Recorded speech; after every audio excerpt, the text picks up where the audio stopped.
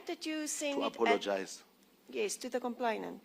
Can we go to the transcript? Can we go to page 1156? I'm trying to answer your question. 1854, sorry I raised the topic and you responded likewise, jocularly, in the presence of your daughter. That's an apology, isn't that? That is an apology, and that is the context. But that is what I put to you. Indeed so, but I'm saying context is everything, and it is important, Advocate Skippers. Sorry I raised the topic and you responded likewise, jocularly, in the presence of your daughter. We can call it an apology, we can tag it anyhow, but this is what it is. It is here, it is staring at you and I. The question I wanted to ask was, you sent that message at 6 minutes to 7 in the evening. Sure. Why didn't you send it earlier in working hours, just after the conversation? Oh, I'm a very busy person. When I'm at work, I'm on the fast lane. I had opportunity to reflect on what was happening during the course of the day. And in fact, as far as I'm concerned, the way I express myself here would have been as good as doing it during the lunch hour or during working hours, but upon reflection, this is what I did.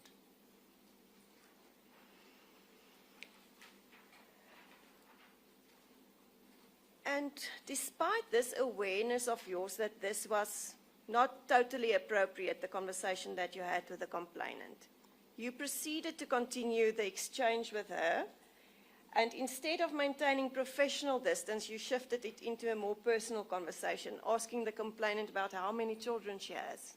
What is your question, ma'am? You shifted it to a more personal conversation. Could you please prefix your question, because I also want to deal with the precursor to the question itself.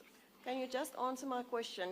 The conversation shifted, didn't it? No, there was a prefix to your question. It was a lengthy. Could you please repeat even the prefix? It started You with... say, even though you realize that it was inappropriate. I don't want to engage you in relation to inappropriate in terms of what. Maybe that's a matter for argument.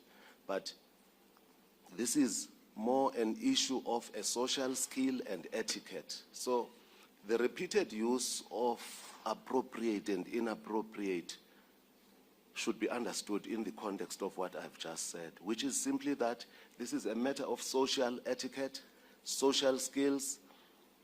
I could, for that matter, not have taken it further and said, so be it. That was the discussion. Sorry, I raised the topic and you responded likewise, jocularly, in the presence of your daughter. But if we look at the probabilities, your reply to one of her, actually to one of your own messages that was deleted, yours please, you sent the big eyes emoji. Before we proceed, I would need from you to tell me, according to her version, what did I send to her and when and what time? She indicated that you sent her a picture of a private part. K8. You sent her more than one. She cannot recall when what was sent.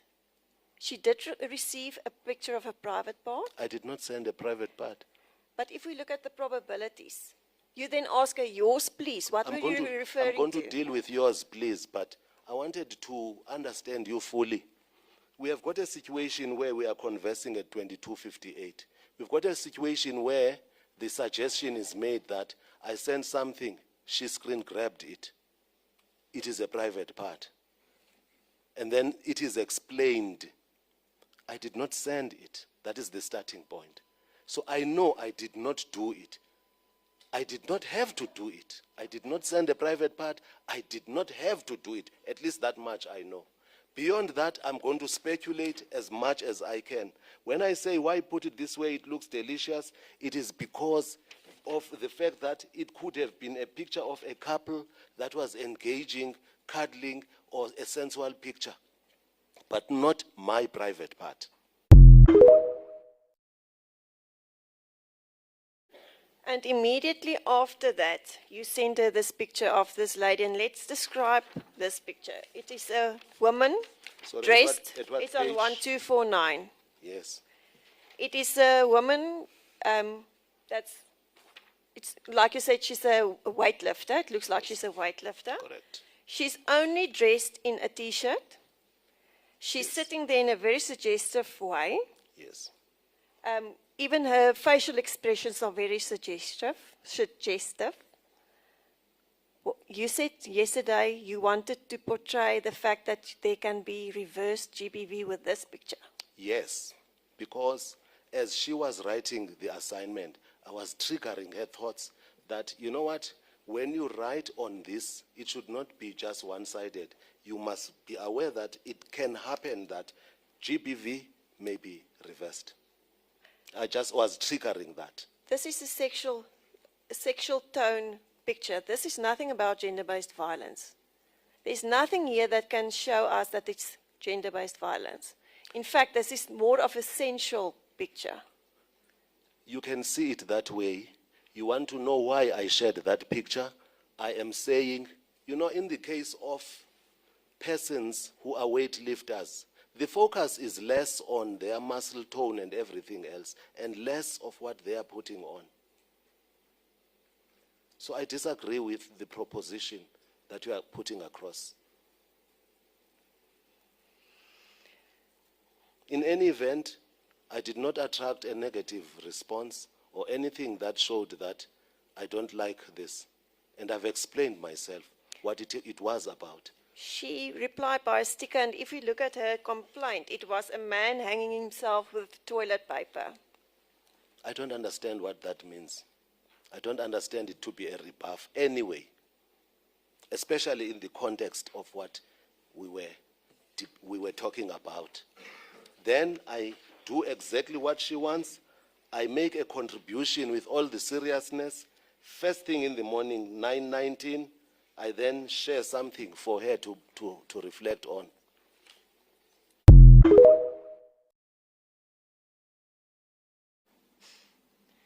She did not understand this as ukumutsa, as you put it Monday. She understood this as sexual harassment, and that is why she laid this complaint. She's incorrect.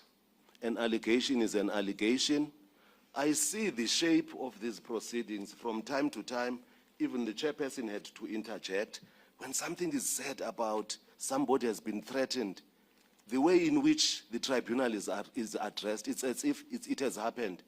The same approach is adopted, which is that because she is alleging, then it means that sexual harassment. I have previously mentioned that the fact that she lodges a complaint, it is an allegation. It does not necessarily mean it is correct. Otherwise, it would be a far cry from the jurisprudence of this country, which is that somebody is presumed innocent until proven guilty. This should apply even to sexual harassment complaints. The notion of once somebody complains that they are being harassed, therefore it means you must be treated in a particular fashion. You must be ostracized. The media must demonstrate that here is this person. You've got journalists who are going to say, this person is filthy. How can you invite this person to come and talk as part of a panel at the University of Fort Hare, and so on and so forth? I would appeal to you at least, and maybe this sounds personal, that my view, and if this is repeated, I will keep on repeating it. The fact that she has lodged a complaint of sexual harassment in circumstances where I believe it has been made demonstrably clear that there were lies in material respects does not mean that there was indeed sexual harassment. That's a matter for argument. I never said that there is sexual harassment proved here. I said she understood this as sexual harassment. That was all that I said. Yes, but I'm saying you are pursuing that in this proposition and in our engagement. And I'm saying that proposition, with due respect, is fallacious. It has yet to be proven. So I've said a lot of other things within the context of what must be proved. For instance, what happens if somebody lies in material respects? Is that really a complaint? But I don't want to be a lawyer in my own case. I don't want to take it beyond that. Maybe I should say this.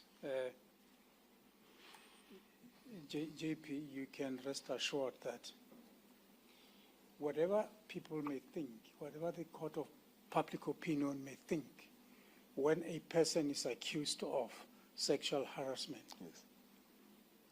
in this tribunal, there's no point of departure which says the person is guilty. Because otherwise the proceedings would be a charade. Yes. Otherwise the outcome would have been determined already. Yes. And I can give you an assurance that irrespective of what the public opinion thinks about this case, Yes. irrespective of what anybody may think about this case, Yes. we are going, first let me say, we don't view you as being guilty already, as you worry. Irrespective of what the court of public opinion may think, irrespective of whosoever may think what, we are going to decide this case on the facts before us and in terms of the law, irrespective of who may think what. You can rest assured. Thank you very much for the assurance. And I would like to say I should never be interpreted as saying anything about the tribunal itself. I am actually addressing myself to questions that are posed. And I defer. I trust the tribunal. I trust the decision makers. But what the point I am making is that there's something like here in Xhosa, kungaqhuma kubasiwe. Once where there's smoke, there's definitely fire. That's the direct translation. Yes. I'm trying to engage Advocate Skiepes at the level of propositions that are made to me. I'm trying to steer her from the pathway that I believe she's seeking to walk on. Thank you very much for the assurance, Chairperson. But if we look at the conversation before you asked her for the picture, you haven't established that she wanted this relationship that you are seeking. I have yet to read a book, ma'am, where we are told, you know what, when you are interested in a female, a girl, or a woman, these are the steps that you must take. Firstly, you must greet them. You must go for pleasantries. You must then buy her a chocolate, and so on and so forth. Ma'am, I have not been charged here for flirting in a particular manner as against another particular manner. The issue is whether the chats were welcome or unwelcome. That's the point. You had to establish that it was welcome. The fact that you asked for a photo, you haven't established whether or not that would be welcome at that stage. I did not have to ask whether, would you welcome if we were to do something A, B, C, D, E? That is, as far as I understand it, that is not how people propose, or that is not how people express their interest when it comes to others. You may have a particular way, and I'm sorry to have to sound personal, you may have a particular way, you sitting there, in relation to how you would love somebody to propose you. I don't have to get into that. You don't have to get personal with me because I'm not party here. We are talking about the complainant. She indicated... No, I'm just expatiating. Can I finish? She testified that it was unwelcome.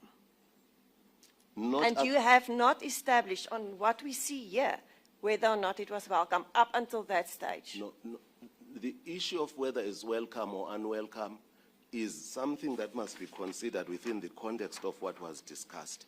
And we can continue and peruse. If she did not welcome it, she should have said so. She did not say that.